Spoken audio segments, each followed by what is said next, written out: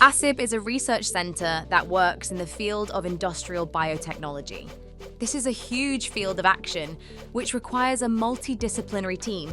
One of these disciplines is bioprocess technologies, biopharmaceuticals, and diagnostics.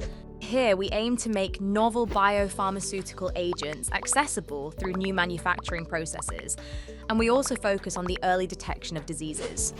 Researchers of this field need to understand a particular process comprehensively and bring it to application in an industrial environment by process engineering. This includes, for example, the scalability of processes, the purification of proteins in continuous settings, or the modeling and simulation of a process as a basis for automation. Also, the development of production processes for bionanoparticles, such as viruses or virus-like particles, is part of this research field. ASIB is perfectly equipped with a high-level infrastructure for the bionanoparticle development, which is a unique feature in this field.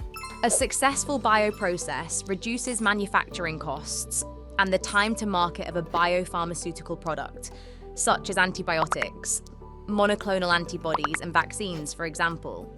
The research field of bioprocess technologies, biopharmaceuticals, and diagnostics is one of our crucial pieces in the big picture of biotechnology. Let's innovate from nature.